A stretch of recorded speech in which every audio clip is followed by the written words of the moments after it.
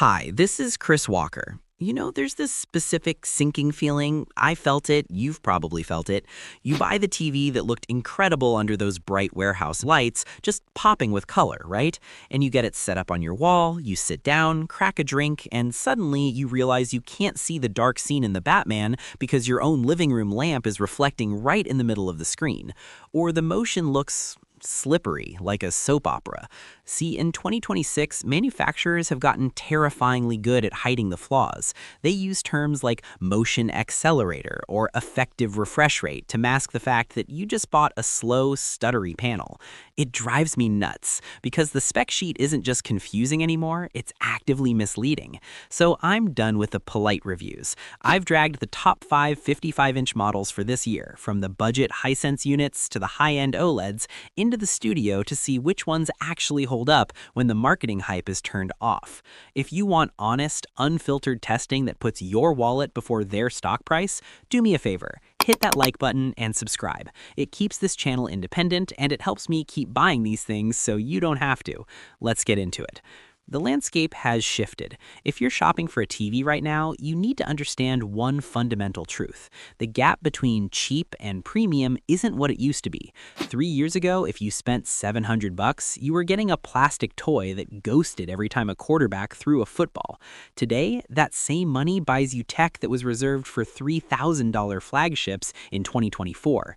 But, and there is always a but with these companies, the trap has moved. It's not about the panel technology anymore, it's about the processing. It's about the software. It's about buying a TV that looks amazing on paper, but feels like a broken tablet when you try to change the volume. We are in the era of the spec sheet war. Manufacturers know you're looking for keywords: 4K, 120 Hz, VRR, mini LED. So they jam all those features into budget panels, but they cut corners on the stuff they don't put on the box. The processor, the upscaling chip that makes your cable news look like 4K instead of a fuzzy mess. The quality control. That's where the bodies are buried. Which brings me to the elephant in the room, the U75QG. This TV is making a lot of noise online, and for good reason. You're seeing prices floating between $650 and $750 depending on the week, and on paper, this thing is a beast. It's insulting, really, to the big guys. You've got mini LED backlighting, acclaimed peak brightness that rivals the sun, and 144 Hz refresh rate that screams gamer. Let's look at the reality. I hooked this up to a PS5 and a high-end PC rig. In game mode, the U75QG is, honestly, it's stupidly good for the money. The input lag is virtually non-existent. We're talking under 6 milliseconds at high refresh rates. If you're playing Call of Duty or Fortnite, you are not going to blame the TV for missing your shot. The mini LEDs do a fantastic job of keeping the blacks deep without crushing the shadow detail too much. It's punchy, it's vibrant, it demands your attention. But here's the gotcha, and you need to listen to this part before you click buy. It's called the panel lottery. See those faint smudges on the gray screen? That's called dirty screen effect, or DSE. Because Hisense is pushing these panels out so fast and so cheap, the uniformity isn't always perfect. When you're watching a movie with a lot of cuts, you won't notice it. But watch a hockey game, watch a golf tournament. When the camera pans across a solid white or green surface, you might see these faint, dirty patches staying still while the image moves behind them. It's subtle, but once you see it, you can't unsee it. Also, while the Google TV interface is my favorite platform, it's clean, it aggregates the content well, the processor inside the U75QG is just okay. It's not slow, but it's not instant. You click, it thinks for a split second, then it goes. It's a reminder that this is a budget chassis with a Ferrari engine strapped to it. So, is it a buy? If you're a gamer on a budget or you just want the biggest, brightest picture for under $800, absolutely. It destroys everything else in this price bracket. Just buy it from a place with a good return policy, like Amazon or Best Buy, just in case you lose that panel lottery and get a bad unit. Before we move on to the TV that actually solves that uniformity problem, I need your help. The market is moving so fast. Are you guys more interested in these high-value budget monsters, or do you want me to focus on the ultra-premium money-is-no-object theater screens? Drop a comment below. Tell me, budget or flagship? It seriously helps me plan the testing schedule for the next couple of months. Now, if that Hisense feels a little too much like a gamble for you, or if your living room has windows that basically act like spotlights during the day, you need to look at the TCL QM7K. This is the step up. We're talking about a price jump, usually hovering around $900 to $1,000, but you are paying for consistency. The brightness on this thing is aggressive. I measured peaks over 2,500 nits in HDR windows. To put that in perspective, most movie theaters give you about 100 nits. This TV is 25 times brighter than a cinema screen. If you watch football on Sunday afternoons with the blinds open, this is the TV that wins the fight against the sun. The reflection handling is solid. It doesn't diffuse light as well as the high-end Samsungs we'll get to later, but it powers through it with brute force. TCL has also refined their local dimming algorithms. Remember blooming, that halo of light you see around bright subtitles in a dark movie? It's almost gone here. The zone count is high enough that the TV can shut off the backlight behind the black bars while blasting light for the explosion in the center. It's impressive. It's not OLED perfect. You'll still see a tiny bit of haze if you look for it from a sharp angle, but from the couch, it looks incredible. The downside, it's built like a tank, and not in the sexy way. It's thick, the plastic feels a bit industrial, and similar to Hisense, TCL's out-of-the-box color accuracy leans a bit cool, a bit blue. You're going to want to switch it to movie or filmmaker mode immediately to stop everyone looking like they have hypothermia. But for a bright room, mixed-usage family TV, this is the current heavyweight champion of the sub-$1,000 category. But, and this is a massive but, neither of those TVs can do what this next one does. If you're watching in a dark room, a basement, a dedicated man cave, a bedroom at night, brightness isn't king. Contrast is. And that is where we leave the LED world behind and step into the realm of self-emissive pixels. I'm talking, of course, about the LG C5. This is the successor to the most popular high-end TV of the last 5 years. And every year, people ask me, Chris, is it actually different? Did they actually change anything, or is it just a new model number?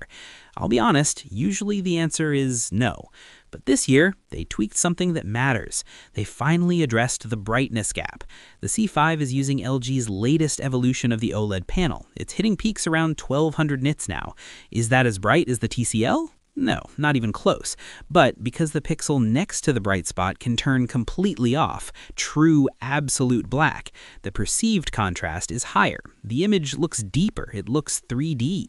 When you play a game like God of War or Cyberpunk on this and you walk into a dark cave with a torch, the cave is pitch black. The torch is blinding. It's an emotional experience that many LEDs still can't quite replicate. And for my gamers, this is still the gold standard for compatibility. 4 HDMI 2.1 ports. Every single port supports 4K at 144 Hz. You can plug in a PS5, an Xbox, a PC, and a soundbar, and you don't have to swap cables. It just works.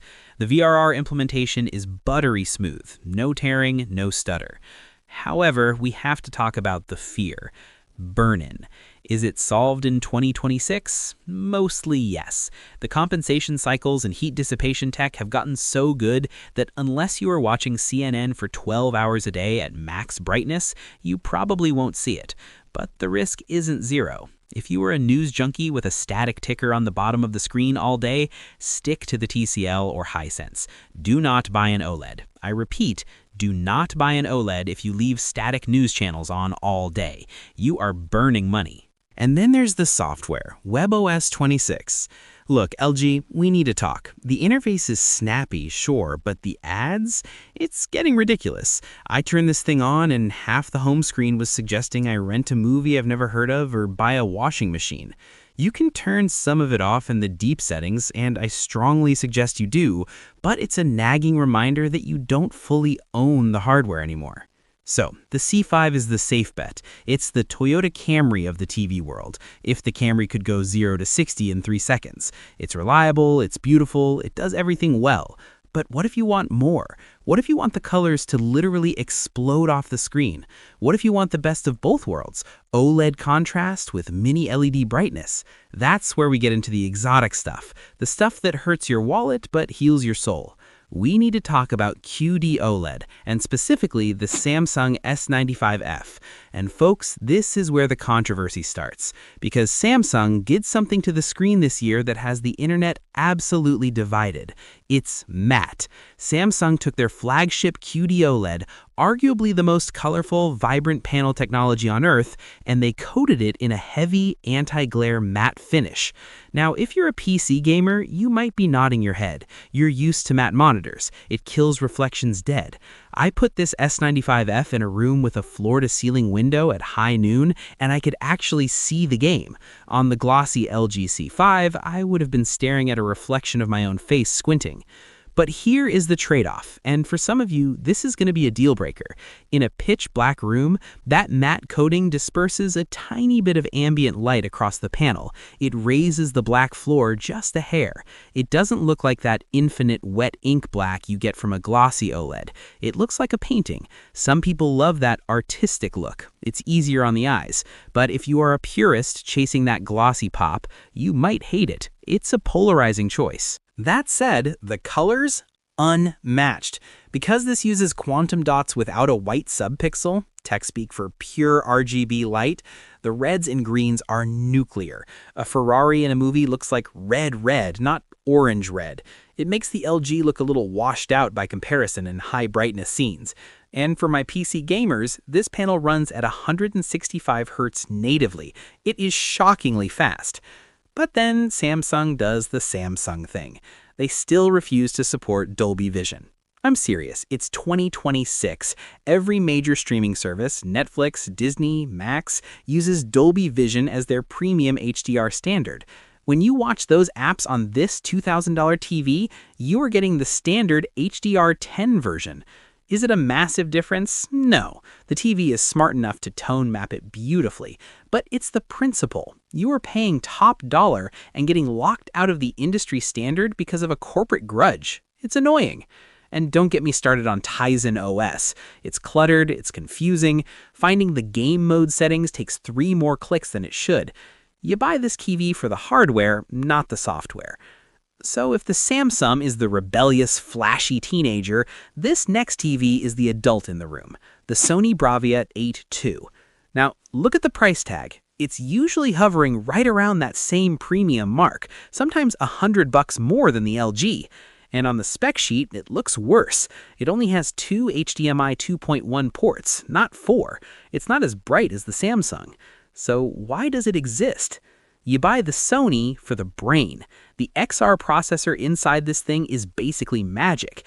If you watch a lot of cable news, sports on YouTube TV, or older movies that aren't in 4K, the Sony is the only TV that truly cleans them up. It removes the noise without making everyone look like wax figures. It restores the texture. It's subtle, but after watching a football game on a Sony, everything else looks a little bit digital. The motion handling is also reference class. You know how sometimes in a movie a car drives by and it judders? Or the TV tries to smooth it out and the car looks like it's floating? Sony nails that middle ground. It preserves the cinematic look of 24 frames per second better than anyone. Plus, the screen is the speaker. Actuators vibrate the glass panel, so when a character on the left side of the screen talks, the sound actually comes from their mouth, not from a speaker firing into your carpet. It's a cool trick, and it means if you don't have a soundbar, this is the best sounding TV out of the box, period. But, and here's the reality check, if you're a hardcore gamer, the Sony is frustrating. Only having 2 high-speed HDMI ports means if you have a PS5, an Xbox, and a soundbar, you're already out of slots. You're juggling cables. For a TV this expensive, that feels stingy. It's a cinema-first TV that tolerates gaming, whereas the LG and Samsung are built for it. So we've got the budget disruptor, the heavyweight, the cinema snob, the exotic color king, and the cinema reference. It's a mess of choices. But if I had to spend my own money right now, if my TV broke today and I had to walk into a store, there's one clear winner and one clear avoid. So we've covered the disruptors, the heavyweights, and the cinema snobs, and I know your brain is probably melting a little bit. Chris, just tell me what to buy. I got you. Let's break this down by who you are, not by what the sticker says. If you have a bright living room, I'm talking windows without blackout curtains, and you mostly watch sports or cable TV during the day, buy the TCL QM7K. It is a light cannon. It fights the sun and wins. The processing is solid, and you won't have to squint to see the puck. If you're a PC gamer, or you just want the most visually arresting, my friends will be jealous picture quality, get the Samsung S95F. That matte QD OLED screen is weird, it's controversial, but my god, the colors are something else. Just be prepared to fight with the menus. If you watch old movies, DVDs, or low-quality streams and you care about motion looking film-like, pay the extra cash for the Sony Bravia 8 II. It's the only TV that respects the director's intent right out of the box without you needing a calibration degree. But before I give you the two winners, I need to give you the warning, the avoid list.